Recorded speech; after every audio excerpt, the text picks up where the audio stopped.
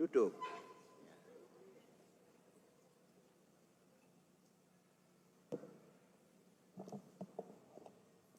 Sekali-sekali berdiri, duduk. Sebelum ke sini, ke mimbar ini, saya bertanya ke beliau, Bapak lahir tahun berapa? Kala tahun, jangan keras-keras. Ternyata lahir beliau tahun 50-an. Dalam hati, adik.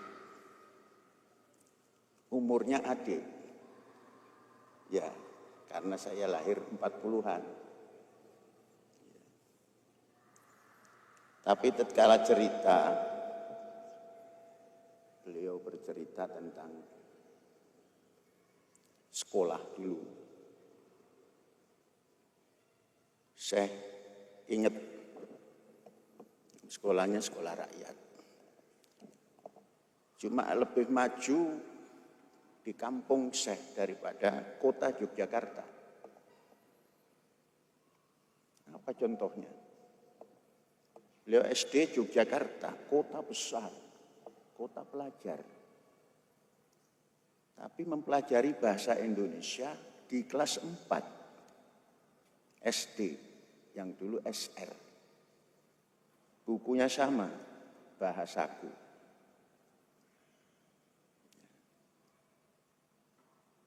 Sedangkan kami di dusun yang jauh dari mana-mana. Desa saya lahir itu,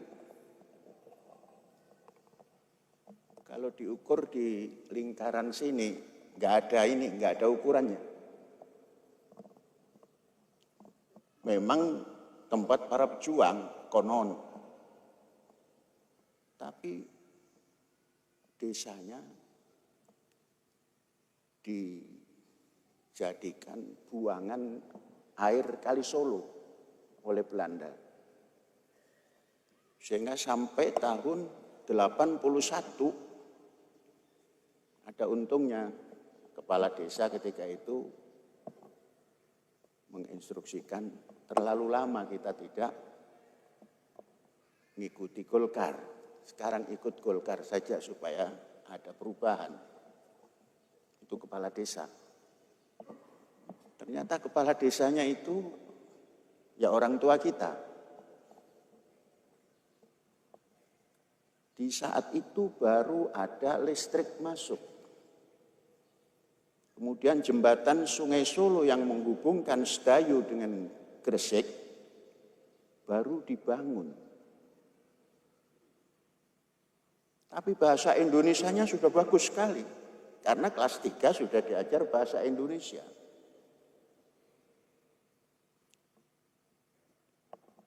Dari pelajaran bahasa Indonesia itu, ada yang masih nggak bisa dilupakan oleh Syekh. Ketika belajar bahasa Indonesia, senangnya bukan main. Kemudian, karena sukanya sepak bola ketika itu, membuat klub sepak bola. Jadi kumpulan bola gitu. Saking senangnya bahasa Indonesia, punya bahasa baru bisa. Tiada itu artinya uraono. Bola sama dulu, bal juga, bal bola. Tendang sama, bahasa Jawa juga tendang. Wong orang. Maka dibuatlah klub. Tiada bola, tendang orang. Kemudian disingkat menjadi TBTO. Mengapa ada singkatan? Tahun 50-an itu banyak organisasi pengamanan desa yang disingkat. Mula-mula ada OPR, ada PKD. Apalagi belakangan tumbuh Pusdek Manipol. Dulu harus pinter singkatan.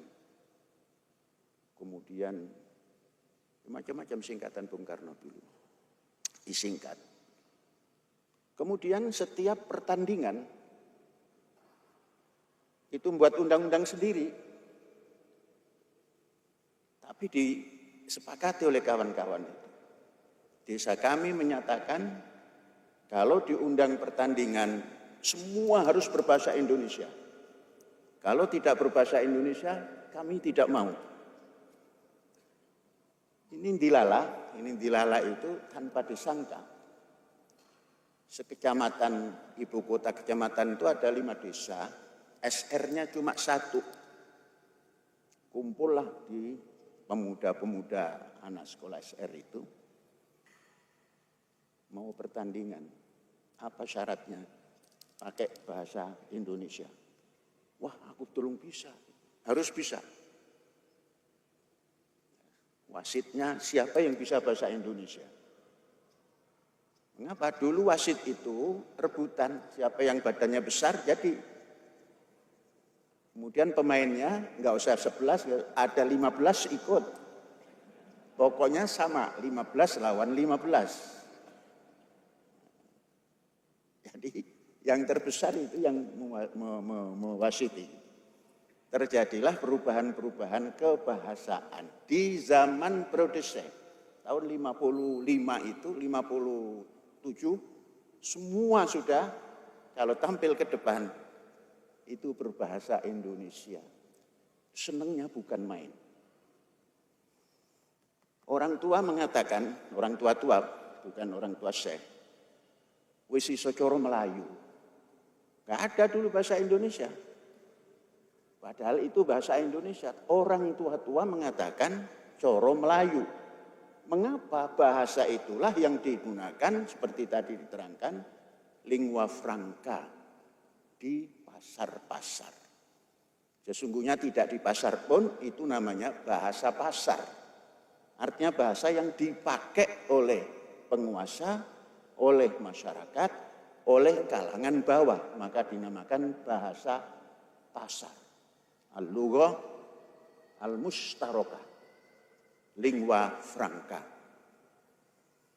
Nah, saudara-saudara, dari situ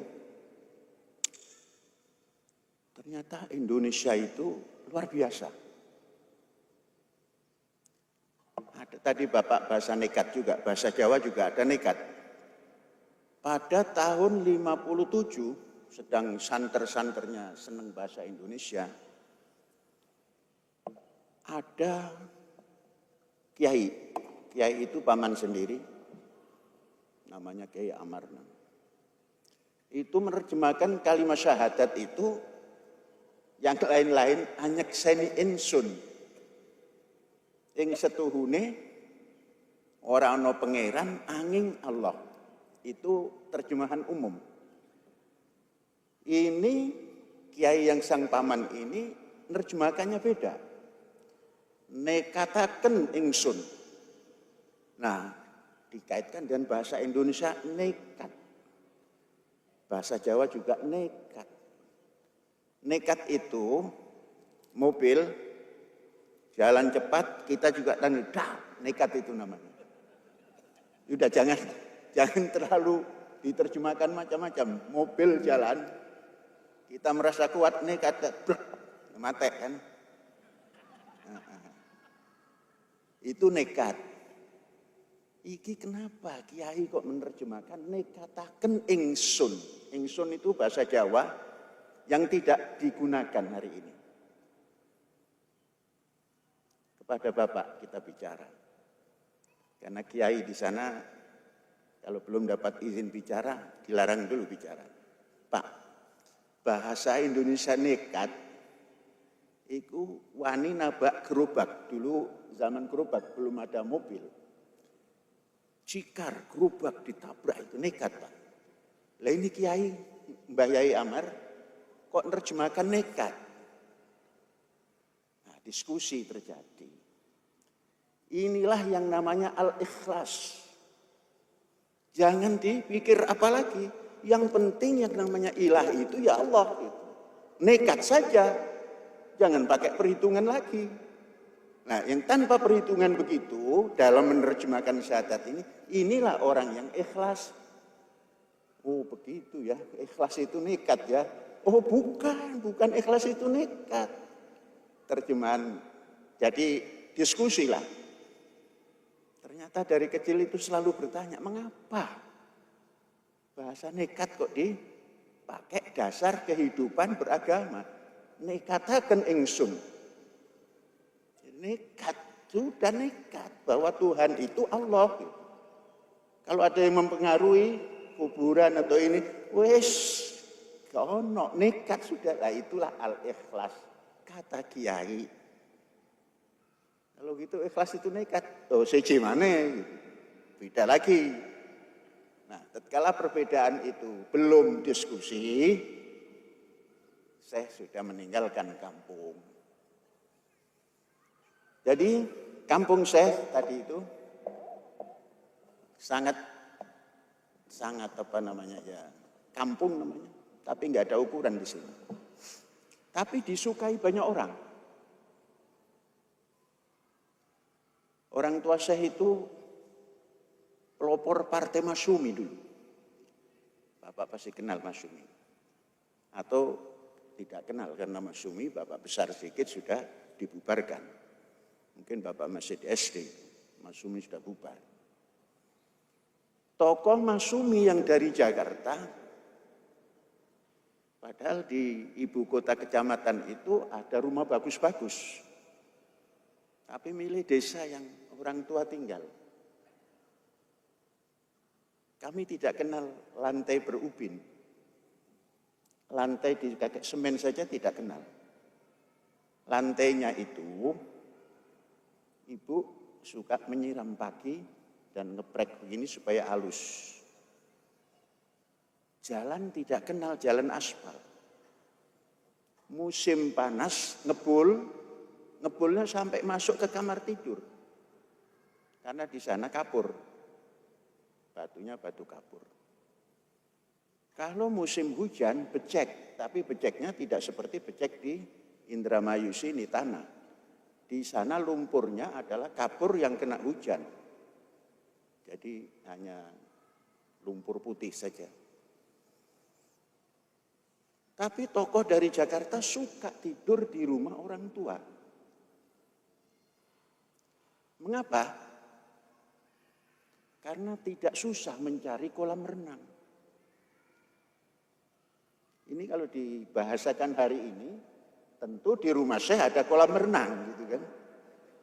Pasti begitu, makanya diceritakan dulu. Saya tidak pernah punya kamar mandi sebelum tahun 67. Sudah keluar dari kantor 67 pulang itu sudah punya kamar mandi. Tadinya empang besar. Disitulah mandi, disitulah nyuci pakaian. Nyuci beras itu dari air hujan. Buang air bagaimana? Ada mimbar-mimbar. Sama dengan di Indramayu, masih ada itu mimbar di irigasi-irigasi itu. Mimbar. Bersamaan tahun 67 itulah baru punya kamar mandi, baru punya tempat BAB. Saudara-saudara, masih listriknya adalah sumber daripada minyak tanah dan sumbu dan dibakar baru ada penerangan. Agak lebih maju sedikit, ada namanya lampu yang namanya strongking. Strongking itu bisa yang pendek, bisa yang besar, dimasukkan gas atau minyak tanah, dipompa, ada selang yang nempel ke lampu. Itulah kebanggaan kalau hari-hari besar di jalan raya dipasang itu. Menikmati kota. Apa yang terbayang? Koyok kota. Sampai tahun 60-an itu belum ada mobil yang namanya mobil bagus lewat di jalan raya. Yang ada itu truk pun, truk yang sudah zaman apa itu? Itu namanya Dodge, kita bacanya Dodge itu. Dodge dan Chevrolet. Itu pun senang kalau datang lewat sekolahan itu, kita cium bensinnya. Nah, itu gambaran daripada kampung Syekh. Nah, bagaimana dengan perubahan pendidikan? Dari situ kita melihat kawan-kawan yang sejalan, artinya tatkala sekolah SR satu kelas sampai pisah. Itu rata-rata yang melanjutkan sekolah yang bisa tampil ke atas. Yang jadi bupati tatkala menjelang Covid, itu kawan satu kelas. Yang memimpin pendidikan-pendidikan kawan satu kelas. Namun kawan-kawan itu, kawan-kawan di kampung Syekh, tidak pernah mengenal siapa itu Panji Gumilang yang punya pesantren Az-Zaitun. Jadi belum kenal sampai tahun 2001 lah. Baru datang orang kampung. Oh, Panji Gumilang itu kamu ya? Oh, Az-Zaitun itu tokohnya atau yang dituakan orang kampung kita ya, yang desa itu ya. Jadi senang mereka. Tidak menyayangkan orang tua sebelum berdiri ma'had ini sudah berpulang. Kecuali ibu setelah melihat sekali ke sini baru wafat. Orang sekitar sana tidak pernah membayangkan bahwa Abdus Salam Rasyidi Panji Gumilang ini akan mempunyai atau mau mendirikan atau bisa mendirikan satu tempat pendidikan. Mengapa? Ukuran pemikiran orang di sana yang bisa mempunyai bahasa pesantren itu turunan kiai. Saya itu sesungguhnya turunan kiai. Gara-gara, ini gara-garanya dibuang dari silsilah kiai itu. Gara-gara kakek dan kakeknya lagi, ini ada yang menjadi Volkskrant Surabaya sana. DPR Surabaya. Kemudian turunannya menjadi kepala desa. Jadi ini turunan-turunan, nasab-nasab yang tidak bisa membuat pendidikan yang dikatakan agama itu. Jadi mustahil. Yang mesti bisa itu ya turunan mbah yai. Nah, dipisahkan turunan itu karena kita dari kepala desa. Turunan kepala desa. Tidak tahu yang menggerakkan desa di seluruh Indonesia itu, yang menggerakkan rakyat di bawah itu, ya kepala desa, bukan kiai. Maka orang tua, tatkala mengizinkan syekh itu pergi ke luar kampung, menenak, ganti ini bapak ya. Ya, nggih Pak, pokoknya bagaimana nanti gitu. Kalau tadi Pak Profesor kita waktu belajar itu menggunakan bahasa Jawa ngoko. Tapi ngokonya orang Jogja itu masih bagus. Daripada ngokonya orang Surabaya Gresik. Orang Jawa Surabaya Gresik ngokonya gak enak didengar. Kecuali orang Gresik dan Surabaya. Orang Jogja sopo iki gitu-gitu. Surah lumrah gitu. Tapi kata orang Gresik, ya inilah cara Gresik. Maka dibahasakan orang sana itu seperti parut. Kasar. tapi bisa mengeluarkan santan.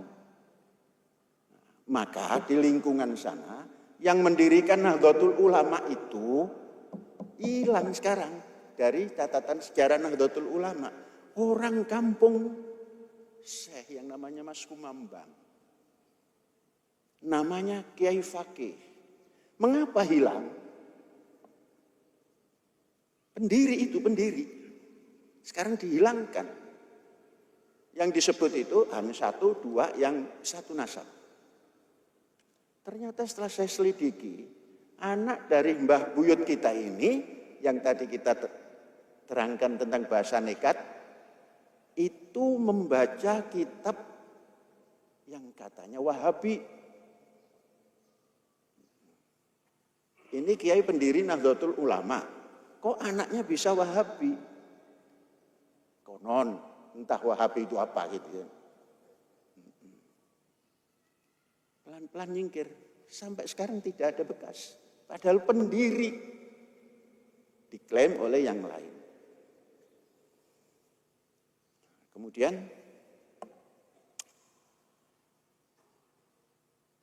kita ada kebanggaan. Kalau tadi Pak Profesor itu agak pesimis, saya bangga. Tentang apa? Tentang bahasa tadi, nekat tadi. Bahkan diterjemahkan amuk. Saya bangga sebagai bangsa Indonesia ada dua bahasa kosakata Indonesia yang masuk kamus besar bahasa Inggris. Adapun kualitas nilainya jangan dibanggakan, tapi bangga. Orang internasional memilih bahasa yang terjemahannya itu juga. Apa? Amuk. Kemudian yang kedua, pinternya orang sebelah sana itu. Amuk itu identik dengan orang utan. Orang utan bahasa Inggrisnya ya orang utan. Artinya bahasa Indonesia ini dikelompokkan tukang ngamuk seperti orang hutan. Gitu. Tapi harus bangga juga karena ada bahasa yang dipakai. Seperti bangga kita, bahasa Indonesia dipakai atau bahasa Melayu dipakai bahasa Quran. Di Quran itu ada bahasa bukan Arab. Kafuro. Di Indonesia ada kapur. Yang kafuro menurut Quran itu kapur barus yang dari Aceh. Maka namanya kamper. Ya bangga-bangga begitulah. Oh, dihitung juga ya orang Melayu kita ini atau orang Indonesia kita ini. Ternyata itulah yang dinamakan antropologi. Di dalam Al-Quran ada surat antropologi. Surat berapa itu Al-Insan. Maka isi permulaannya itu berbicara tentang manusia. Hal ata alal insan. Sudah sampaikah perbincangan dan pembahasan tentang manusia? Hinum minat dahri. Pada masa-masa yang lalu belum pernah dibicarakan. Keluarlah ilmu insan. Keluarlah ilmu antropologi. Keluarlah ilmu asy-syu'ub. Maka keluar juga tatkala syu'ub ini ada, Quran memberi jalan keluar. Ya ayyuhan nas, inna khalaqnakum min zakarin wa unsa. Itu manusia itu zakar unsa. Kemudian ada syu'ub wa qabail. Ada syi'ib dan kabilah-kabilah. Lita'arofu. Agar saling kenal. Nah, bisa saling kenal inilah perlu kenal baik dan buruk. Tatkala baik itu sudah dikenal, buruk akan tampil. Maka tatkala menghadapi buruk dan baik, diberi konsep oleh ilahi. Ketuhanan yang Maha Esa memberi konsep. Tidak sama. Tapi pendekatannya harus toleran. Apa toleran? Idfa' billati hiya ahsan. Hadapi semua dengan satu metode terbaik. Kenapa? Manusia itu tidak benda mati. sampai wafat pun masih hidup. Apa? Tinggalan ilmu pengetahuannya. Kita sampai hari ini tidak pernah tidak menyebut bapak manusia yang namanya Abraham. Itulah hidup terus. Tidak pernah bapak kita tidak menyebut Isa alaihissalam, bahasa kami, atau Yesus Kristus. Hidup. Sama halnya kita menyebut Allahumma sholli ala Muhammad, Nabi Muhammad. Hidup. Nah, hidup manusia inilah dikaitkan dengan ilmul insan, antropologi yang bisa memengaruhi kehidupan umat manusia setelah orang itu tiada kehidupannya. Yang disasar dalam kemanusiaan itu yang pertama roh. Setelah roh, akal. Setelah akal, ilmu. Maka manusia yang bisa toleran adalah manusia yang merdeka. Merdeka apanya? Merdeka rohnya, merdeka fikirnya, merdeka ilmunya. Itulah manusia yang bisa bertoleran. Bertoleransi. Toleransi itu tidak menyatakan bahwa itu tidak baik begitu. Enggak, tetap saja itu nilainya tidak baik. Tapi bagaimana menghadapinya? Maka nanti kalau dihadapi dengan toleran, yang tidak baik, yang musuh, yang ini, yang itu, negatif, akan menjadi sahabat. Dan itu natijah daripada toleransi. Nah, maka hari ini memperingati hari toleransi internasional. Dulu tahun 62, Bung Karno membuat Konevo. Tujuannya Samen Boundeling. Van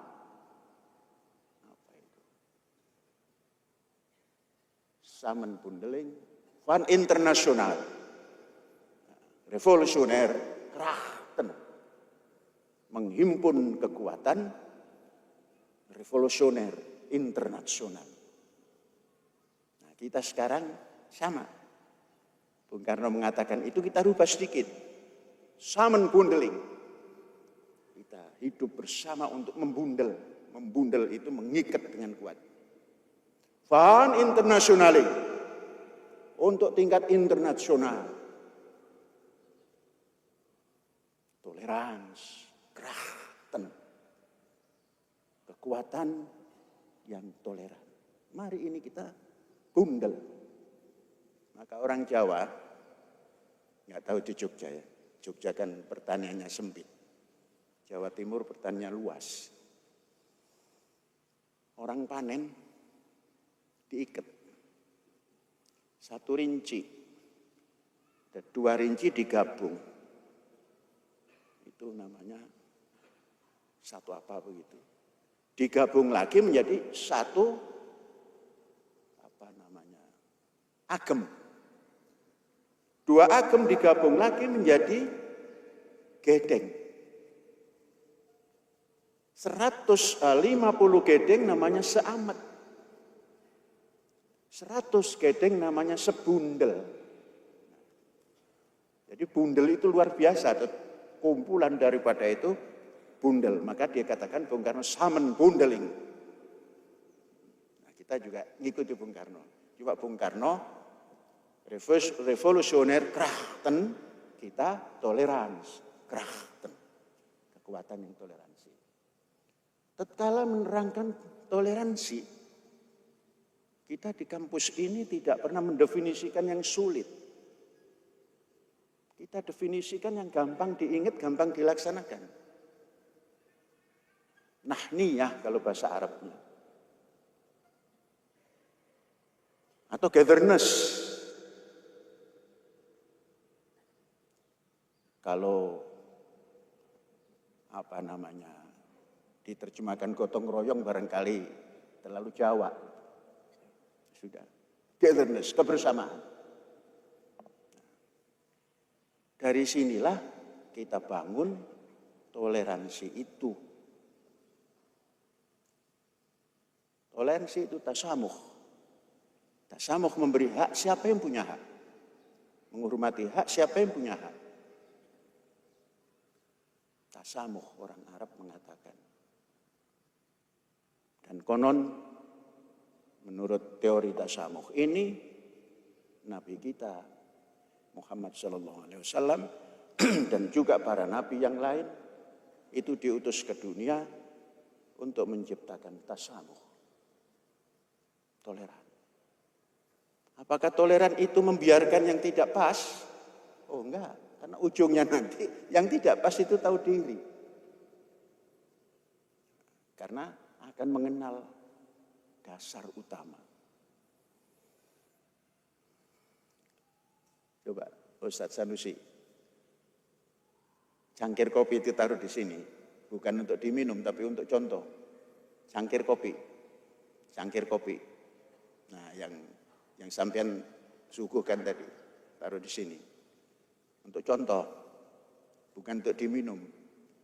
Habis dicontohkan nanti barangkali diminum. Taruh di sini. Ini cepat. Nah, orang hari-hari mengeluh. Mengapa bangsa ini sulit dipersatukan ya? Yang mana bahasa yang tepat menurut kaidah bahasa yang kita sepakati tahun 28? Mengapa bangsa ini sulit dipersatukan ya?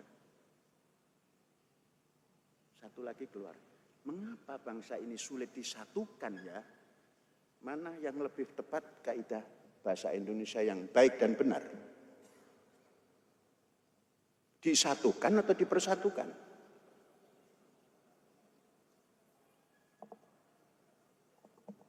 Kalau saudara ingat dasar negara, itu dipersatukan yang benar itu. Kalau disatukan, bakso ayam, ceker, daging, leher, giles semua jadi satu. Itu disatukan, bukan persatuan daging ayam, tapi kesatuan daging ayam. Namanya sudah lain, bakso ayam. Tapi kalau saudara sate ayam tetap, oh ini sate ayam. Tidak pakai disatu. Oh iya ayam, oh ini pahanya ya, oh ini dadanya ya, iya. Nah, menjawab pertanyaan tadi. Nah ini contoh sambil duduk. Saya minum kopi.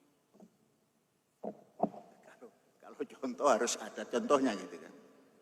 Saya minum kopi.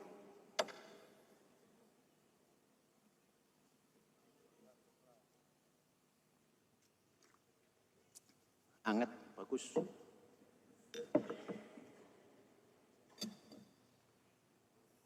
Ini apa ini? Kopi. Kopi kan ada di pohon itu kopi. Ada yang sudah disangrai, yang namanya kopi KDM, KMD, bukan KDM, KMD itu. Inilah sebuah persatuan.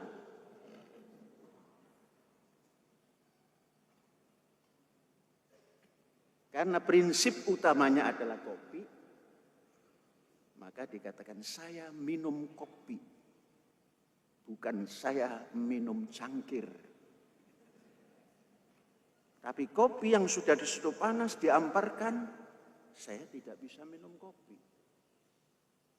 Ini saya minum kopi. Sambil nunjukkan gelas, cangkir, tak-takan, sambil tutup. Ini satu persatuan. Satu persatuan. Kalau satu kesatuan tidak bisa diminum. Tumpah, persatuan, tutup. Dia memungsikan diri menutupi cangkir yang sudah ada air. Untuk nampak lebih smart, dipandang orang lebih bagus, ada tak-takan. Nilai kesopanan dipersatukan. Kemudian kopi. Walaupun di depan itu ada tanaman kopi, kita tidak minum yang itu. Tapi kopi yang sudah digoreng, disangrai, kemudian dituangkan air hangat, kemudian ditutup, disajikan, silahkan diminum kopinya. Pakainya ya, entah nyanya kemana itu. Karena ini bahasa terpengaruh oleh bahasa Jawa. Apa nyanyi? Iki lho Pak kopi nih. Lagi apa tuh Pak Lagi apa Anda? Tuh. Sedangkan lagi itu adalah mau apa lagi? Bahasa pun sudah tercemar oleh Jawa, bahasa Indonesia. Maka kalau ingin tahu bahasa Indonesia yang enak didengar dan lurus, Indonesia Timur. Walaupun tadi menurut Bapak, bagaimana caranya mengajari orang Indonesia Timur. Orang Jawa ini gampang diajari, tapi menelusupkan bahasanya. Akhirnya menjadi bahasa Indonesia. Baru belakangan ini bahasa lagi itu menjadi sedang apa. Itu kan unsur Jawanya masuk kuat. Sedangkan yang seharusnya mau apa lagi Mas? Kok bertanya lagi ngapain lo? Lagi terselusupi oleh bahasa Jawa. Tapi karena bahasa ini, orang Jawa itu mengakhiri kata itu di pangku. Maka huruf di pangku itu huruf mati. Filsafat Jawa itu mangku kalau mau membunuh. Maka hati-hati dengan orang Jawa. Coba tanyakan yang ahli-ahli kejawen itu. Senyum-senyum dulu. Maka bahasa pun begitu. Sudah nggak usah bahasa Jawa walaupun mayoritas. Bahasa Indonesia saja. Orang Jawa yang lama itu, Indonesia itu apa? Indonesia ya warisan Londo. Bukan warisan Mojopahit. Lah belakangan orang Indonesia mengatakan warisan Mojopahit. Mungkin kalau Mojopahit dirubah namanya Mojolegi. Warisan Belanda. Nanti ceritanya supaya menurut antropologi tidak disalahkan, nanti ceritanya belakangan. Jadi seperti itu manusia itu. Maka kita masuk menerapkan paham ataupun sikap toleran itu tidak dengan definisi yang berbelit-belit. Maka saya waktu mengarang lagu Politeknik Himne itu sesungguhnya menjabarkan ini secara filsafat. Supaya dipertanyakan lebih dalam lagi. Coba, mau menggambarkan Indonesia yang jaya ini, kok tidak perlu bendera? Atau tidak perlu suara? Dilanjutkan, cukup langkah kecil yang bermakna. Inilah langkah kecil ini, insya Allah bermakna, karena toleran tadi. Dan ini kalau disebarkan, akan menjadi lain. Terus, kemanusiaan bukan seruan semata. Ya memang ada seruan. Maka ada surat Al-Insan itu seruan. Ia hidup dalam tindakan nyata.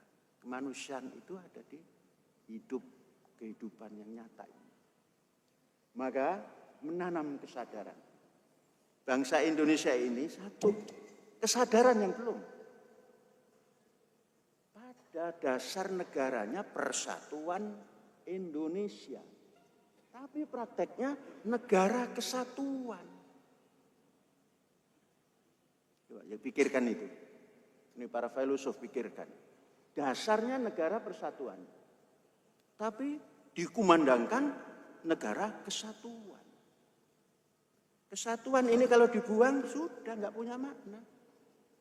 Air ditumpahkan, nggak ada maknanya. Gelas pecah, nggak bisa minum kopi.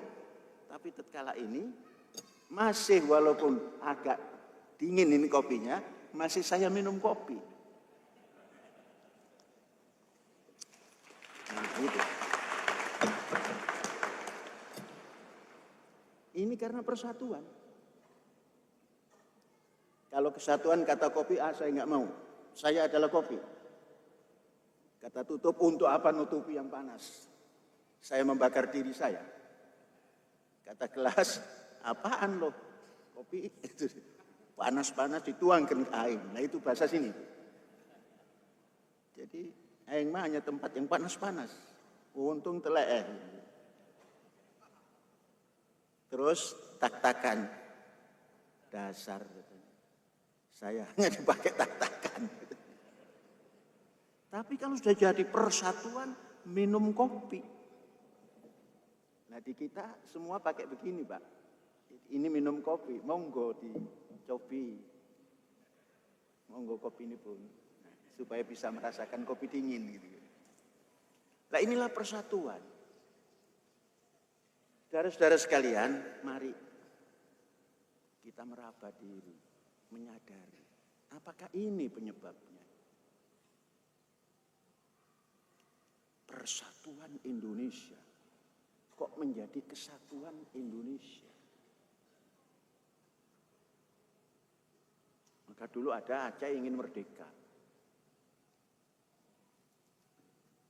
Ya, saya tidak mengungkit ya. Tatkala Syekh datang ke Aceh, tatkala yang jadi gubernur itu masih orang GAM. Wakil gubernurnya tokoh GAM, pemuda GAM. Waktu itu belum sekental sekarang mengenal Pancasila. Saya bicara Pancasila. Ada yang ikut menyaksikan dengan beberapa kawan dari Jenderal Tentara Nasional. Apa kata pemuda GAM yang jadi wakil gubernur? Kalau menerangkan Pancasila seperti ini, tidak ada GAM. Ketika itu,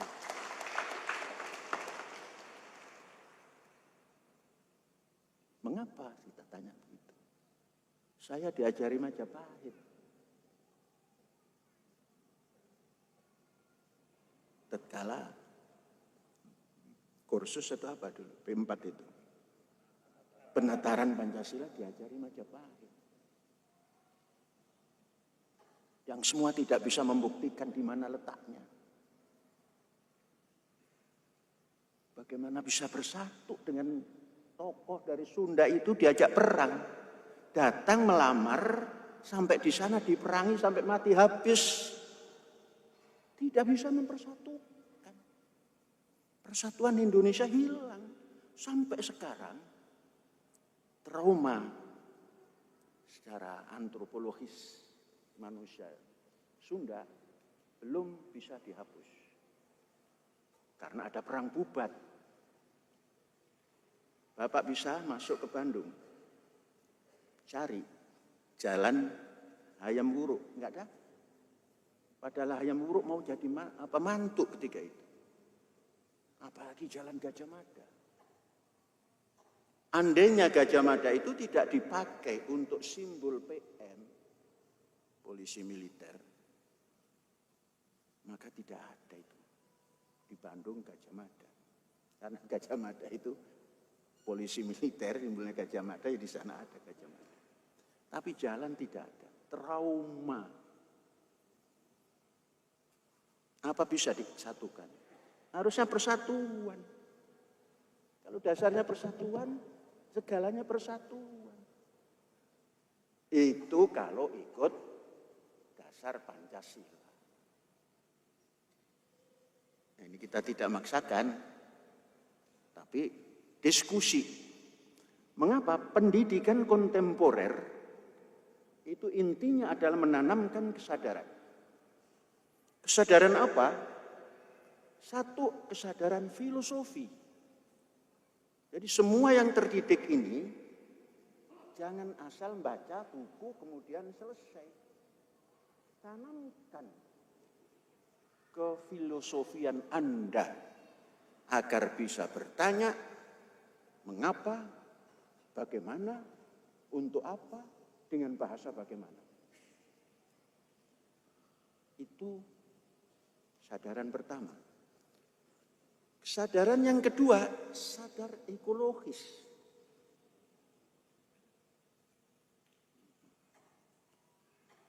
Kalau sekarang hari ini ada tanaman, bukan karunia yang sudah ada. Karunia yang dipersiapkan. Tatkala kita menanam pohon, inilah karunia. Orang menerjemahkan karunia itu sudah ada, maka dibabati, dihancurkan, dipotong. Kita dari tidak ada, ini karunia ilahi harus ditanam di sini. Supaya bisa menjadi pelindung umat manusia. Ada binatang, jangan diganggu, supaya bisa menghibur. Jadi seluruh ekosistem yang ada dipertahankan. Tidak ada air mencari air.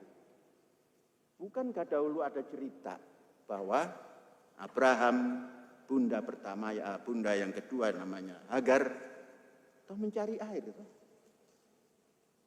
Untuk turunan Abraham yang dari Arab, yaitu Ismail, mencari air. Abraham juga tinggal di Bir Shu'aib. Bir Shu'aib itu, Bir itu bi'run, bahasa Ibrani Bir Shu'aib. Juga air. Diadakan dari yang tidak pernah bisa hidup tanaman, kecuali terus toleran dengan lingkungan, akhirnya bisa hidup. Akhirnya semua yang ditanam bisa hidup. Ada air. Karena air itu sui secai, sumber kehidupan. Nah, saudara-saudara, memahami persatuan dan kesatuan. Sesuatu yang sangat dekat, tapi maknanya sangat jauh.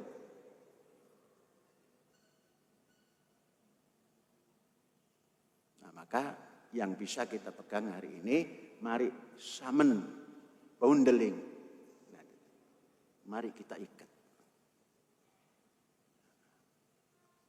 International, fund internasional. Apa nama? Toleransi, krachten. Mari kita kita ikat. Apa namanya? Kekuatan. Bukan revolusioner. Dulu Bung Karno revolusioner, krachten. Kita toleran, krachten. Kekuatan toleran. Toleran ini ajaran ketuhanan yang Maha Esa, bukan ajaran manusia.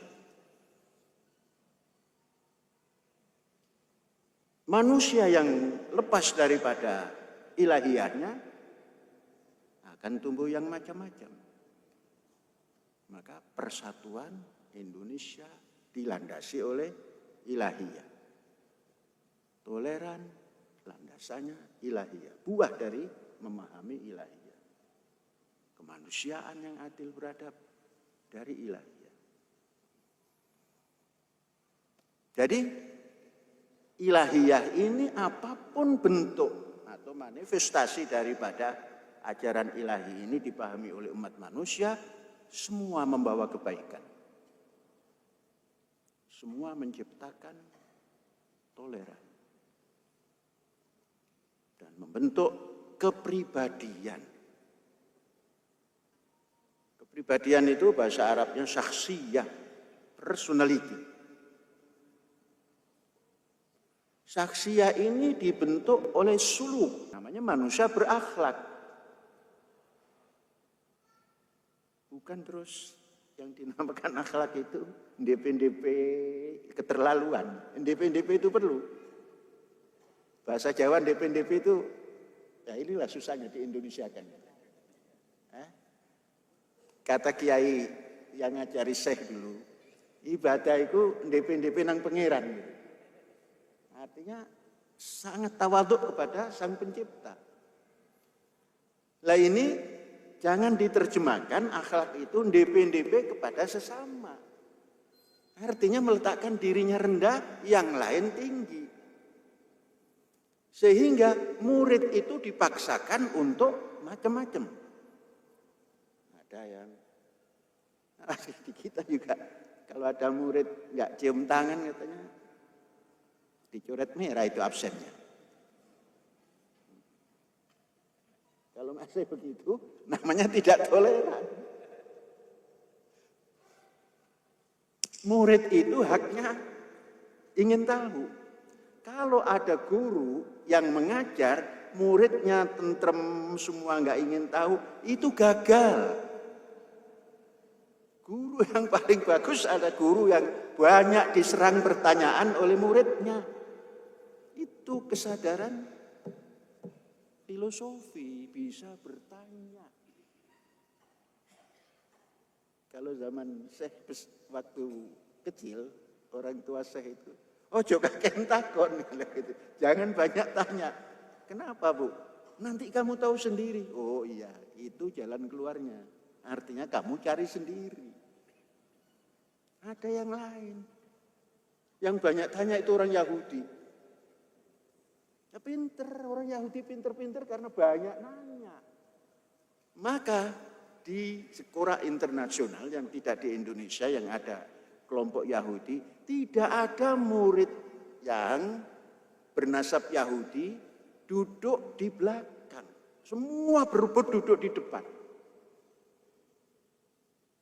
Itu sampai dijadikan satu definisi. Oh, yang kepengen di depan ini mesti turunan Yahudi. Tapi kalau di Indonesia jangan, karena nggak ada orang Yahudi, kan hanya berapa ratus saja.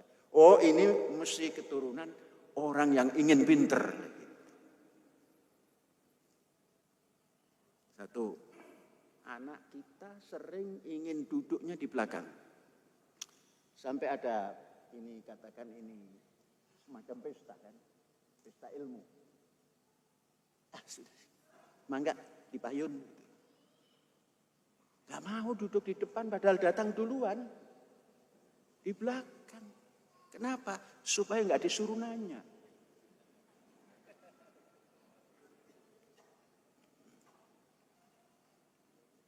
Tapi kalau saudara-saudara yang ingin saya cari tempat di depan. Untungnya panitia mengatur tempat. Yang di depan itu ada yang khusus. Kenapa khusus? Masih bertanya. Itu namanya murid yang sukses. Guru sukses mengajar murid. Mampu bertanya. Mengapa kok di depan itu hanya untuk seks? Dan narasumber. Nah, nanti dijawab. Bukan panitia yang jawab Syekh. Kalau Syekh di belakang jauh. Kalau narasumber di belakang jauh, belum kenal itu, nanti sasar itu. Nyasar ke belakang lagi. Mengapa? Karena di sini nggak ada belakang, nggak ada depan, Pak. Semua depan. Ini mengajarkan supaya punya kesadaran tadi. Yang kesadaran lebih lanjut, yang ketiga kesadaran sosial. Mengapa hari ini orang semua menggerutu? Ya walaupun perbandingannya mungkin cuma 10% lah yang gerutu. Pak Harto diberi anugerah pahlawan nasional. Ada yang sampai mukanya rusak tatkala ngomong. Iya. Ngomong tidak setuju itu sampai mukanya rusak. Kalau saya mendengar itu terus ditutup, kasihan. Sampai merusak wajahnya. Mending kalau wajahnya itu enak dibaca.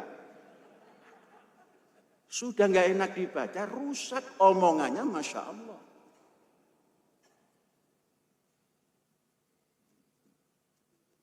Nah itu kesadaran sosialnya kurang.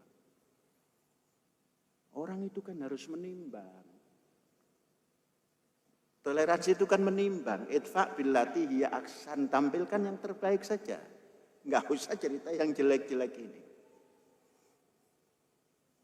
Akhirnya ditimbang lagi. Terus yang sebelah sana itu ada yang tokoh buruh itu gampang amat jadi pahlawan. Kalau orang yang tidak sadar akan rame. Untung banyak yang sadar. Ya sudahlah, memang ditentukan begitu. Kalau nanti saudara-saudara jadi presiden, pilih yang saudara senangi. Jadikan pahlawan. Kita jadikan pahlawan dari Jogja kita yang datang.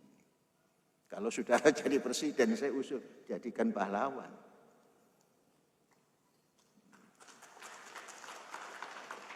Karena apa? Berani masuk Az-Zaitun. Wah, itu keberanian. Walaupun tas beliau kalau dikumpulkan data-datanya itu nggak muat itu. Data Az-Zaitun yang katanya ABCD itu nggak muat. Kata beliau, ya ini. Dibuang semua, berani, maka pahlawan. Dan pahlawan itu sudah tidak ada. Pahlawan itu artinya pahlawan. Orang yang mendapat pahala. Bukan mendapat pahala. Kalau pahala itu diteke, di pahala juga diteke. Pahala bahasa Indonesia. Kalau Bapak mengikuti bahasa Sunda diteke, Pak. Di pahala itu diteke. Diteke itu dijitak. Nah inilah bahasa. Maka lebih baik memperdalam bahasa Indonesia sebaik-baiknya. Bahasa ibu silahkan, ibu yang mendidik, jangan sekolah. Kalau sekolah mendidik, ini nanti lebih dahsyat lagi perpecahan itu. Bahasa nasionalnya hilang. Nasional ini bahasa ibu saja. Bahasa ibu sesuaikan dengan namanya. Bahasa ibu ya ibu yang mendidik, jangan di sekolah. Karena tinggal di Jawa Barat, profesor umpamanya masih setingkat SD, diajari bahasa Sunda. Berat. Diajari bahasa Jawa juga. Bahasa Jawa Indramayu beda, Pak. Maka bahasa nasional yang ditanamkan, bahasa ibu serahkan pada ibu. Agar ibu ini menjadi madrasah. Menjadi tempat pendidikan yang terbesar. Pulang dari sekolah ke ibu, Bu dahar. Kalau Syekh dulu nggak manggil ibu, mak. Mak, mangan mak. Durung iso coro halus ta. Apa belum bisa bahasa halus? Piye mak kok coro halus iku? Wis engko ngerti dhewe. Jadi bahasa halus itu tidak perlu diajarkan ketika itu. Bebas, itu namanya bahasa ibu. Toh ujungnya, tatkala saya masuk ke daerah Ponorogo yang tidak halus-halus amat, bahasa Jawanya, bab apa?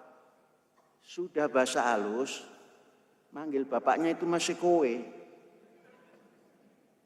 Kowe sampun dahar toh Pak? Apa kamu kowe?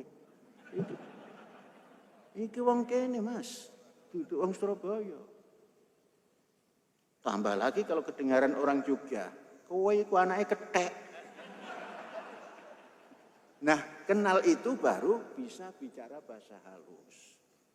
Walaupun ada cerita yang sampai sekarang saya ketawa sendiri, dan andai kata beliau masih ada, ketawa juga. Sedang belajar bahasa halus, ada kawan dari Sunda ingin diajari bahasa halus, niat Syekh itu bahasa halus, sang kawan ini juga niat bahasa halus. Karena kita juga bicara bahasa Sunda, coba ajari saya supaya bisa bahasa Sunda yang bagus. Oh awalnya satu, ente biasakan ngomong batok kohot wadah huut. Itu suruh menerjemahkan nggak bisa.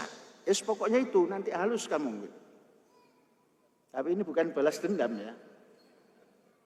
Sekali waktu sahabat kita ini ajari saya bahasa Jawa yang halus, yang bisa diucapkan siapa saja yang halus. Saya sudah belajar bahasa halus walaupun keluaran daerah kasar. Diajari dalam dalem segawon gitu kan. Gak nanya arti. Kalau nanya arti diterangkan. Karena ini halus. Bisa kepada siapa saja. Ya orang yang halus yang kamu sampaikan gitu. Keluar habis makan di asrama kan ada dapur umum keluar. Pak Kiai sepuh biasa duduk di kursi sambil sila begitu. Ini sengkawan duduk dalam segawon. Di depan Pak Kiai. Pak Kiai teriak. Siapa yang mengajari kamu? Sangkawan ini pun terkejut. Emang kenapa ya? Saya diajari oleh Abdus Salam. Abdus Salam mana? Ini panggil. Panggil ke dalam bertiga. Mengapa kamu ngajari itu? Begini Mbak. Dia ini minta diajari bahasa halus, bahasa Jawa. Menurut saya yang baru bisa bahasa halus, dalam segawon itu halus. Terus nggak kamu terangkan artinya? Dia tidak minta diterangkan gitu. Itu Pak Kiai tertawa tidak bisa diempet, tidak bisa ditahan, ketawa gelak gitu. Akhirnya kita suruh duduk disediakan kopi. Nggak ada Pak Kiai nyuruh minum kopi itu. Mbok Pi gini, kayak kopi gitu. Mbok Pi itu pesuruh di dapur situ. Nanti lagi nak, kalau ngajari bahasa itu terjemahkan artinya. Karena bahasa itu sesungguhnya memang betul kamu dimintai bahasa halus, kamu beri. Tapi enggak kamu terjemahkan. Lain lagi enggak boleh begitu. Enggak boleh ngajari bahasa halus Mbak. Bukan, terjemahkan. Akhirnya dikenal. Ada apa-apa Mbah Sahal itu manggil, itulah Abdus Salam mana? Suruh datang ke sini. Ada hal-hal yang rumit-rumit panggil Abdus Salam. Tuh, suruh nyelesaikan. Gitu. Untungnya di situ. Gara-gara bahasa. Sama halnya dengan persatuan Indonesia, kemudian mengembang menjadi kesatuan Indonesia. Kalau persatuan Indonesia tidak ada yang melepaskan diri menjadi merdeka. Tapi kalau kesatuan begitu, hotel, cangkir tidak ada tutupnya, gampang diminum, nggak pakai buka tutup, adem apa panas, masih anget. Persatuan, kesadaran sosial tidak ada, maka persatuan pun sulit. Nanti kalau ini kan sudah jadi kaprah ya. Negara Kesatuan Republik Indonesia. Sudah diputuskan. Kira-kira tepat enggak dengan persatuan Indonesia? Begitu menjadi negara kok jadi kesatuan? Sedangkan dasarnya persatuan Indonesia. Diawali dengan negara saja kok menjadi kesatuan. Kesatuan Negara Kesatuan Republik Indonesia. Saya tidak menanya ini benar ini salah. Hayati sebagai masuk dalam tempo pendidikan kontemporer ini supaya sadar. Dan kemungkinan karena itu persatuan Indonesia sulit. Kan kalau menginginkan persatuan toh, bukan kesatuan. Kita tegakkan persatuan. Bukan mari kita tegakkan kesatuan, enggak ada. Persatuan. Artinya satu yang berkacamata, satu yang berdasi, satu yang berjas biru, enggak bisa disatukan. Persatuan ada. Oh ini modelnya begini, ini model begini, ini model begini. Duduknya juga beda-beda. Persatuannya apa? Persatuannya sedang mendengarkan narasumber yang dari Jogja, yang ahli antropologi, ahli al-insan. Kan bisa duduk. Kalau kesatuan diikat, Samen bundeling. Dibundeli semuanya. Van internasional. Revolusioner, krachten. Maka berdirilah Konevo. Konevo itu kan Conference of the New Emerging Forces. Diterjemahkan oleh bangsa Bung Karno bahasa Belanda. Samen bundeling. Internasional, revolusioner, krachten. Asik kalau bahasa Belanda itu, ada ngorok-ngoroknya gitu.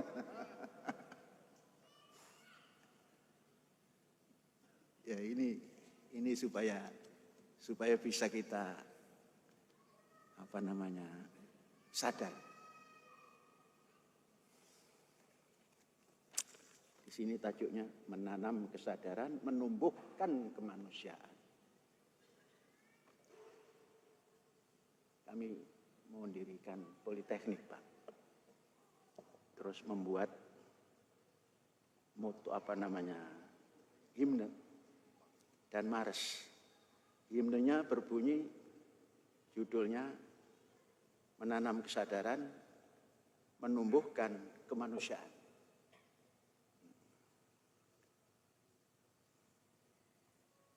Bait pertama,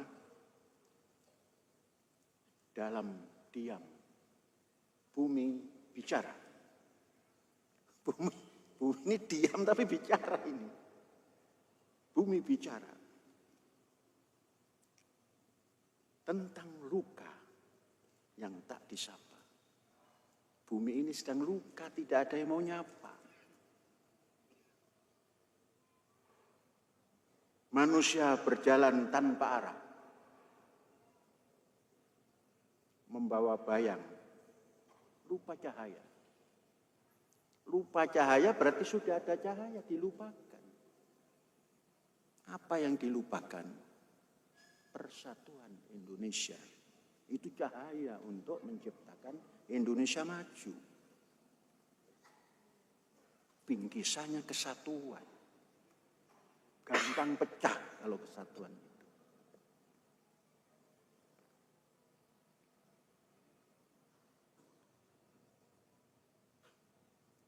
Tanam benih di tanah jiwa. Jadi kita semua ini sedang menanam benih, tapi di jiwa untuk memerdekakan roh tadi. Air mata yang tak sia-sia. Semua kita yang ada di sini hampir 26 tahun, 30 tahun, semua ini pernah meneteskan air mata. Paling tidak, tatkala ihsan saudara tidak cukup untuk makan. Ihsan itu artinya honor. Ini relawan-relawan ini diberi honor. Honor itu kan penghormatan kan, tapi nggak cukup. Mencari, netes air mata. Tapi dijawab lagi, saya sadar ini adalah untuk menumbuhkan kesadaran. Apa boleh buat? Karena ngomongnya apa boleh buat, mari kita buat apa yang baik. Jadi jawaban yang sesungguhnya bukan pertanyaan, tapi kata-katanya apa boleh buat. Itu kan sesungguhnya menyerah itu. Saya baca, mari kita perbuat lebih dari ini. Akhirnya semua kita penuhi. Artinya kalau tugas di sini jangan sampai tidak makan. Kalau di rumah cari makan sendiri-sendiri gitu kan. Maka di sini semua makan. Malah kalau ada karyawan yang agak kurus gitu, ente kurang makan gitu. Makan yang banyak, sudah saya. Terus kenapa ini? Saya ada kena gula. Oh, kan kena gula yang kurus-kurus. Itu namanya toleran, sudah paham. Kita lanjutkan ini. Air mata sudah ya. Kesadaran tumbuhnya perlahan.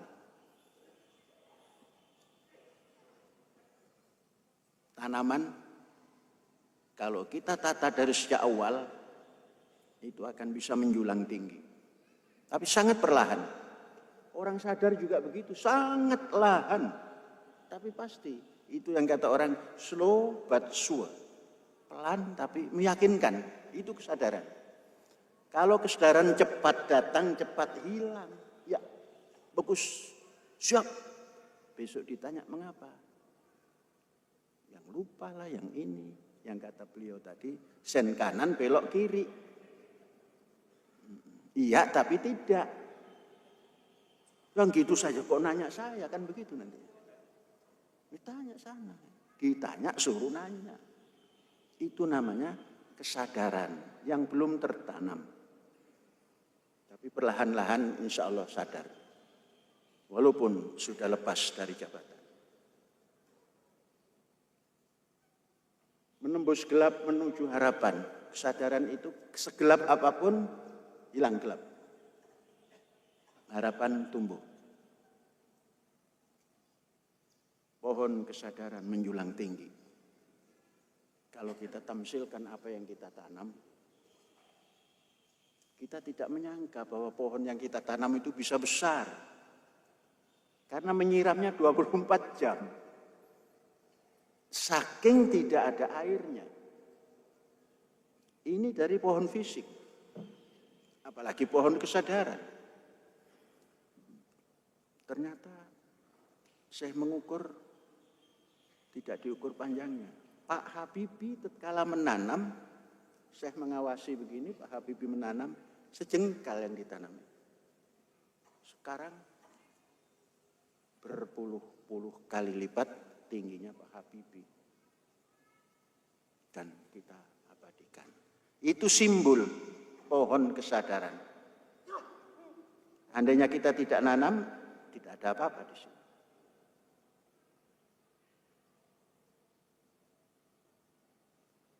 Jadi kalau sudah sadar itu berakar. Berakarnya di nurani kita.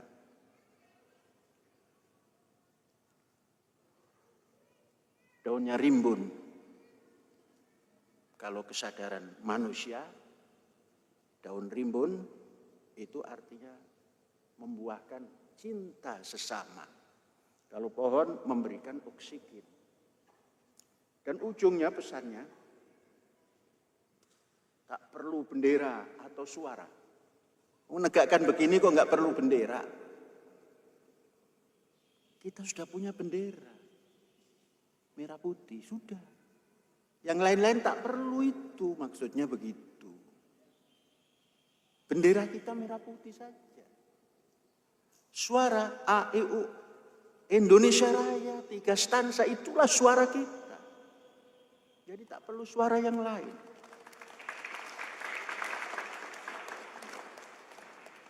Saudara-saudara, saya percaya sepercaya-percayanya bahwa Indonesia Raya 3 stansa inilah yang membentengi kepribadian Indonesia kita di sini.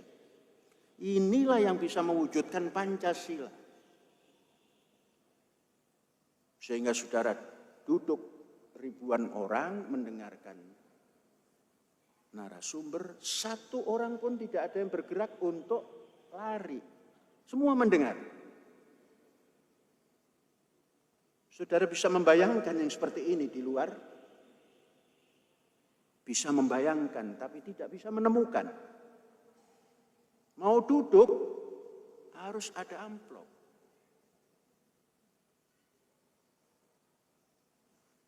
Di sini makan sendiri-sendiri karena ada tempat makannya. Enggak pakai menunggu makanan bergizi gratis. Di sini makan tapi tidak gratis. Mengapa? Membayar murid-murid ini, tapi disistemkan. Sehingga 6 tahun makan terus, enggak berhenti kecuali libur. Dan ini ditata melalui kesadaran. Sehingga sadar sebagai bangsa Indonesia, maka tempat pendidikan harus memberikan contoh nasional bahwa makanan bisa diatur tanpa kekurangan. Maka kemandirian pangan bukan omong yang tidak bisa dijelaskan. Apa contoh wujud dari pendirian pangan di Az-Zaitun? Tidak pernah beli makanan, makan cukup, orang-orang hanya tengah hari, kita pagi, siang, malam. Kecuali Syekh, memang sudah punya program makan sekali, makan pagi ya malamnya tidak, siangnya tidak. Makan malam, pagi tidak, siang tidak. Karena memprogramkan. Tapi semua ini cukup. Inilah potret Indonesia, menyadari 3 stansa dan menyadari dasar negaranya. Ini Indonesia bisa begini, nggak cukup, makan cukup, sandang cukup. Sekali waktu sebelum tertib awal-awal ada yang pakai sarung, bahkan kita selalu mendapat kiriman sarung beribu-ribu potong. Bukan anti sarung. Karena apa? Karena di sini hari-hari ini tersusun rapi, kita khawatir nanti karena jam itu ditata dengan baik, tidak sempat lantas pakai sarung, lupa segalanya, repot. Maka sarung tahun kedua, tahun 2001, 2002, tatkala dikirimi berbal-bal sarung, dihadiahkan ke anak-anak untuk baju, nak. Gimana kalau untuk tidur? Waktu itu boleh. Ada keluar dari kamar pakai sarung, ingatkan itu, katanya untuk tidur. Menjaga budaya. Supaya budaya teledor tidak ketahuan. Sarung itu teledor sedikit bahaya itu. Bahaya. Maka Bapak nggak melihat sarung di sini. Bukan anti sarung. Saya kalau tidur pakai sarung. Tapi keluar sedikit, tengok sana sini ada murid enggak? Saya pakai sarung nanti dikritik oleh pelajar gitu. Oh enggak ada ya, enggak apa-apa. Nah, yang seperti ini, kebiasaan seperti ini ditata dengan baik. Kemanusiaan bukan seruan semata. Itu syair. Ia hidup dalam tindakan nyata. Karena hari ini banyak di Indonesia ini masih ada semboyan-semboyan apa itu? Yang kerukunan beragama lah apalah gitu. Apalagi? Kerukunan beragama, moderasi beragama. Itu semboyan-semboyan yang tidak ada artinya. Jangan pernah dikotak-kotakkan bangsa kita ini, bangsa Indonesia. Agama itu perlu nggak perlu? Mengapa ada bahasa perlu nggak perlu? Perlu, karena kita mengabdi pada Tuhan. Nggak perlu untuk ditonjol-tonjolkan.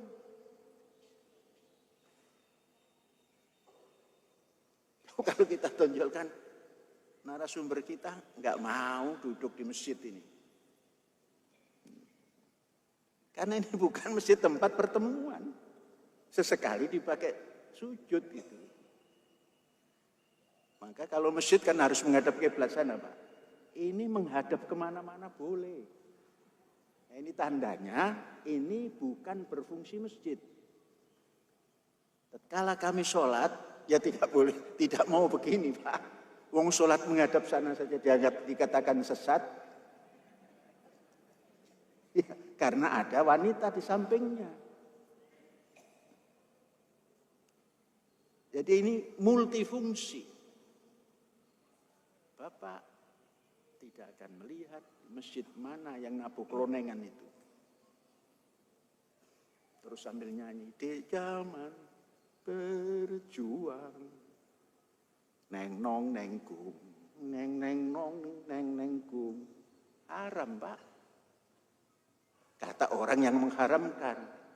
Di sini karena tidak dilihat haram halal, yang seni.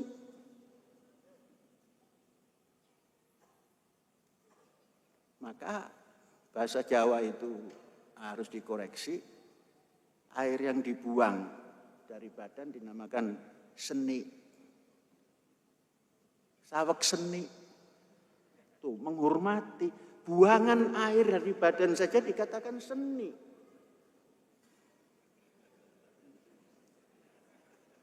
Bahasa Indonesia seni suara.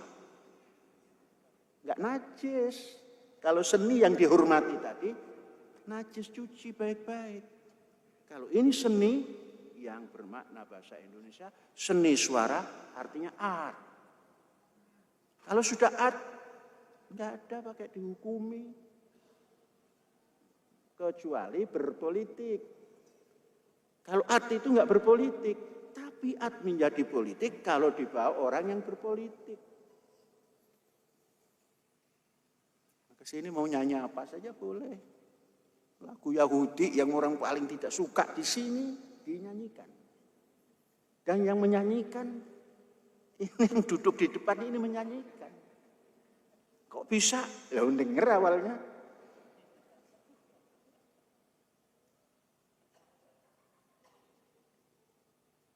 Malah bahasa Jawa yang kurang pinter nyanyinya itu. Paling Jawa pesisir baru bisa gitu. Kalau Jawa Jogja nggak bisa. Apa nyanyi Jawa pesisir itu? Dan nyanyian yang paling dibenci orang. Baik beragama maupun yang nasional. Coba kita menyanyi di Jakarta sana. Jer, jer, genjer. Ning kedoan pating keleler, tangkap. Ditangkap. Mengapa? Seni dibawa kepada politik. Diterjemahkan kemana-mana. Jari genjer katanya jenderal-jenderal. Ning ledoan pating keleler ning Jakarta banyak. Simbo etole teko-teko mbubuti genjer. Oh si Gerwani datang-datang mencabuti jenderal. Itu kan terjemah yang gak karu-karuan itu. Hilang seninya. Maka Syekh dulu ikut menggubah, tapi di lain. Jo ijo, gambar jaga, simbole NU. Bintange songo, dhuwur limo, nisore papa. Jo ijo, sambar gambar jagat, simbole NU. Di NU kan tenang. Tapi digenjer-genjerkan, ditangkap. Nadanya sama, iramanya sama. Nah, itu bahasa. Antara persatuan dan kesatuan kok menjadi tidak beda. Coba yang ahli bahasa dalemin. Apalagi yang ahli antropologi. Yang tadi mengapa bangsa Indonesia ini kok sulit dipersatukan. Tuh bahasanya mau membahas kesatuan kok jadi dipersatukan. Ya karena jadi kesatuan tadi. Kalau dipersatukan dipecah dulu.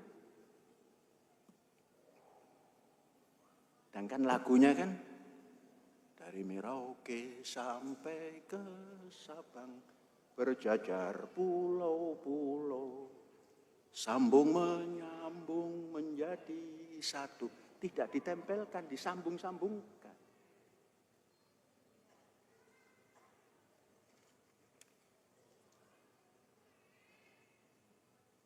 Jadi diadakan summon bundling.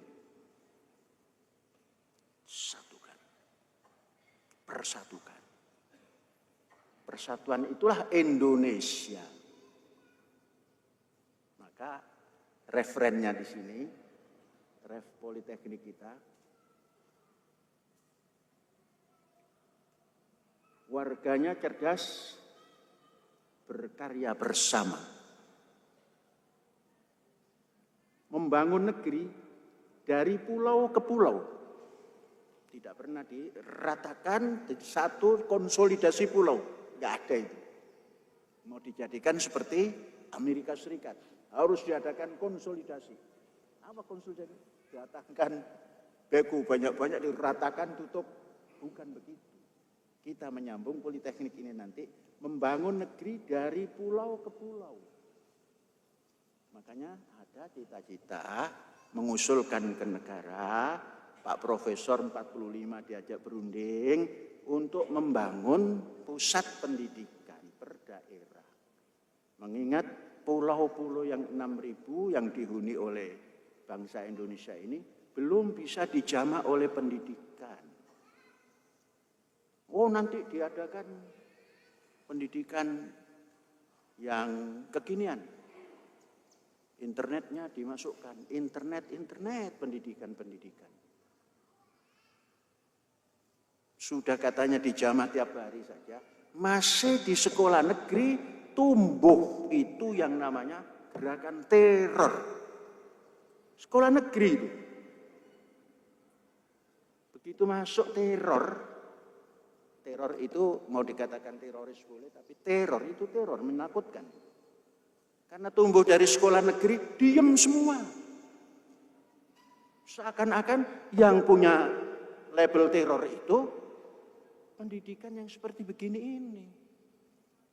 Di sini sudah menanamkan 3 stansa menjadi jiwanya dan laku lampahnya, sehingga tidak ada satupun yang bermental teroris dijadikan bulan-bulanan.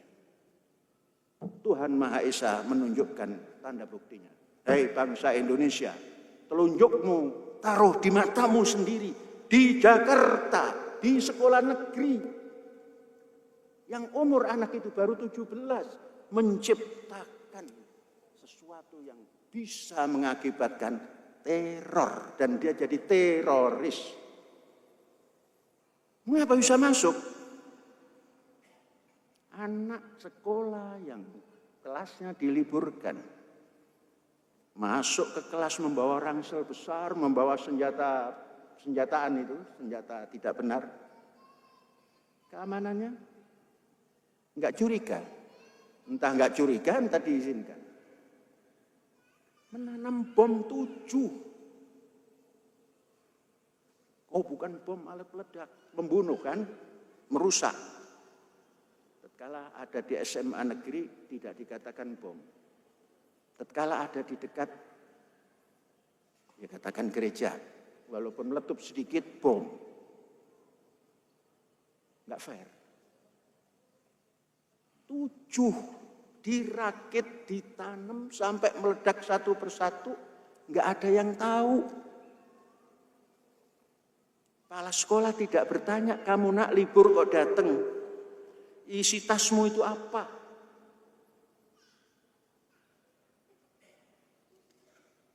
Itu yang mengatakan pakai kurikulum deep learning. Ya, sangat mendalam dia belajarnya. Mempelajari teror. Kita menganut kurikulum LSTEAMS. Law, hukum, tanamkan sejak dini. Sains, teknologi pasti, engineering pasti, art itu bukan memukul gong, bukan. Itu akibat saja. Matematik dan spiritual, LSTEAMS. Sana deep learning, saking deepnya menemukan bahan peledak. Di sini saking LSTEAM-nya menemukan sumber pangan. Anak-anak bisa menemukan bibit Jepang yang awalnya padi itu dari Indonesia sekian ratus tahun diklaim menjadi padi Jepang. Saya melihat, karena saya pernah hidup di tahun 50-an. Ini beras sepertinya pernah di Indonesia ini. Minta ke Jepang tidak dikasih. Akhirnya di Singapura ada jual beras. Beras green brown rice. Saya sedikit-sedikit pernah belajar agronomi.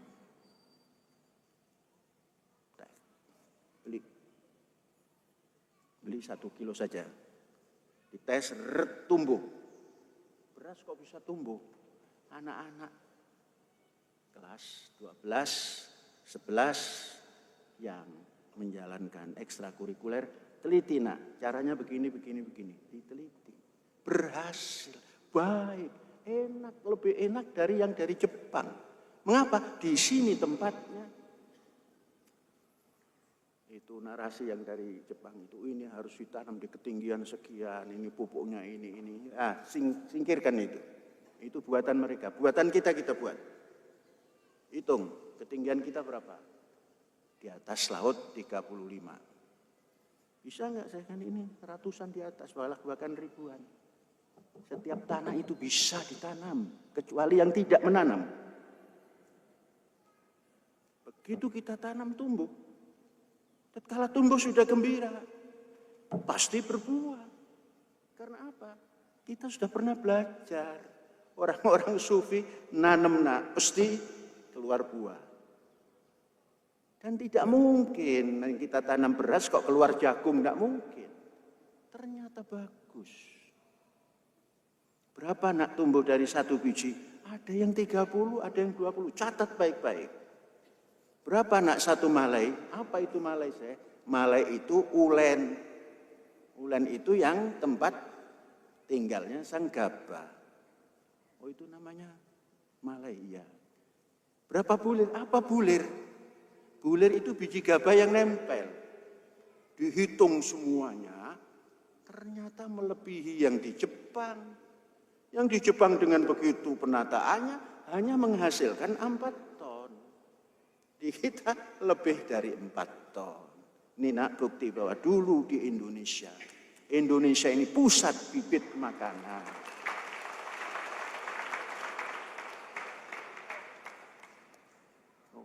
Ini tidak mendapatkan izin, dan ini bukan keluaran nasional. Jangan percaya dengan peraturan itu. Tanam, kamu makan. Kecuali kalau kita nanam terus kita ekspor padi, kosi, hikari, Indonesia kena. Mengapa? Nama itu sudah diklaim oleh Jepang. Maka buatlah kosi hikari ditanam di Azaitun Indonesia Raya. Bebas. Itulah perlunya law. Diajarkan hukum di pendidikan tingkat dasar sampai tingkat tinggi. Enggak perlu masuk fakultas hukum.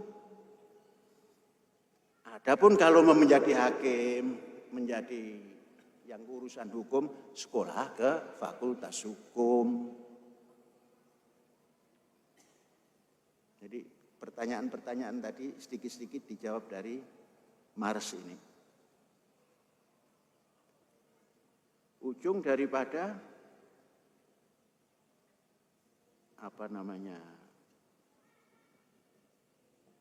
himne Politeknik tadi, kalau sikap-sikap yang kita buat ini pasti lahir dunia yang saling menjaga. Saling menjaga. Siapa menjaga siapa? Siapa dijaga siapa? Terus saling menjaga. Itulah buah toleransi. Dunia yang saling menjaga. Sekarang dunia yang saling menyerang.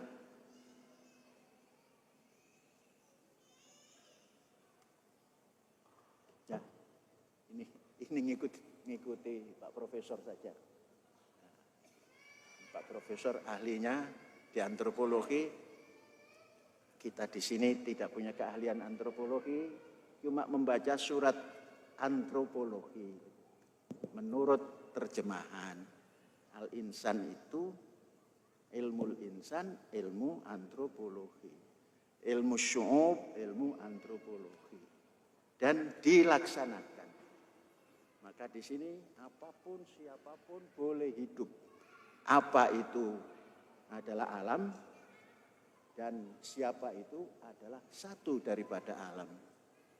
Maka Tuhan diistilahkan dalam akidah kita Rabbul Alamin, Tuhan segala siapa dan apa. Bukan Tuhan umat muslim saja. apa dan siapa bertuhan pada Allah.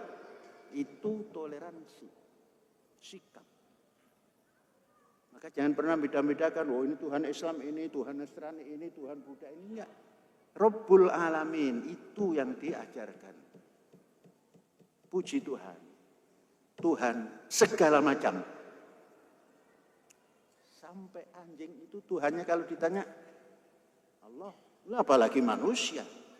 Maka Rabbul Alamin. Alamin itu jagat raya seisinya. Manusia isi alam. Makanya manusia membutuhkan alam, alam tidak memerlukan manusia. Wallahu a'lam bishawab. Hadza wallahu yar'ana wa yafaduna. Walhamdulillahirabbil alamin. Merdeka. Terima kasih kepada yang amat berhormat Syekh Az-Zaitun. Selain minum dulu.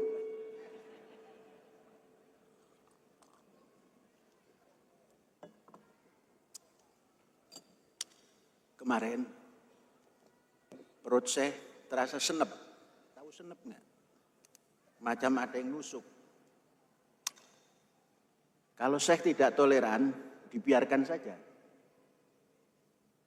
Ternyata toleran itu tidak boleh membiarkan rasa yang beda. Pagi-pagi kita ke Bandung.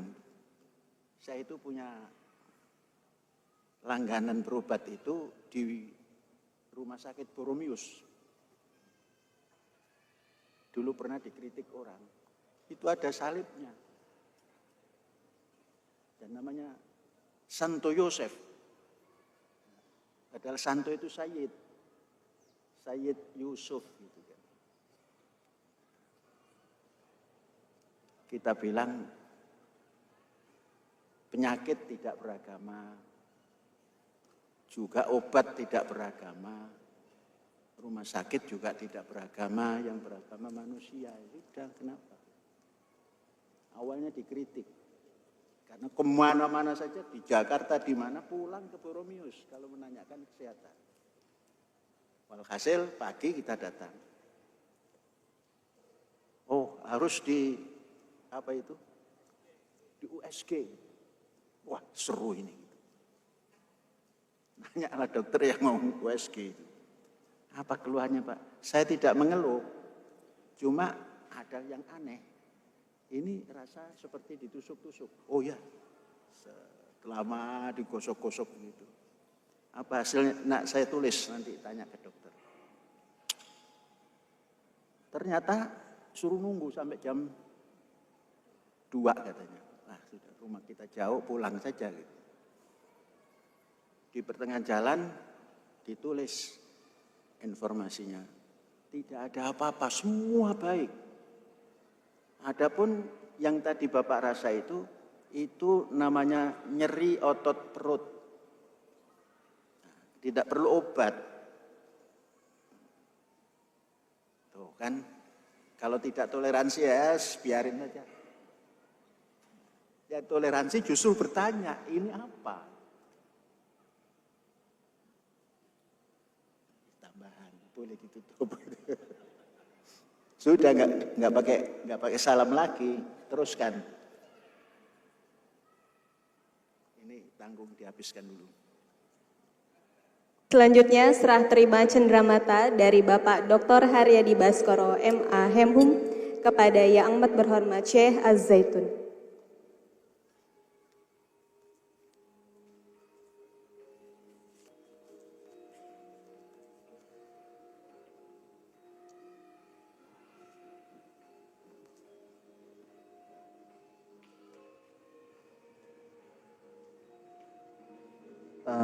Untuk Syekh yang kami sangat hormati, ini sebuah buku yang sifatnya mengapresiasi untuk kepemimpinan Syekh selama ini sangat menegakkan persatuan Indonesia.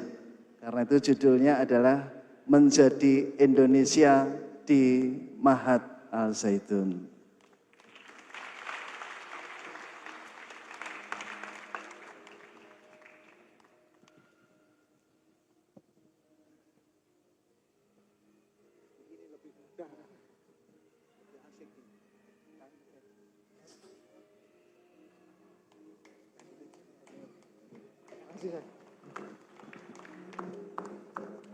Selanjutnya, mari kita saksikan penampilan paduan suara Mahat Az-Zaitun.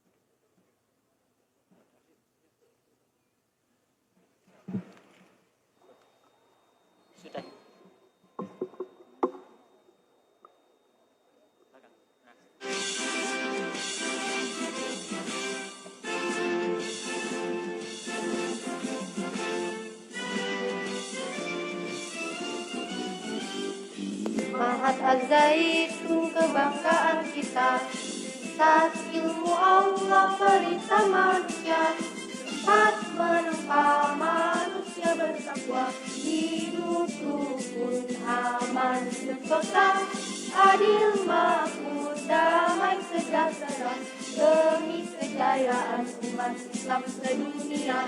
Maju, maju, maju terus maju, maju, maju, membangun negara.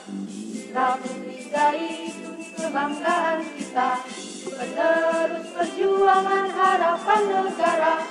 Jujur amanah dapat dipercaya, sehat cerdas berakhlak mulia, siapkan diri menjadi duta bangsa dalam persatuan umat manusia dunia. Maju, maju, maju terus maju, maju, maju, membangun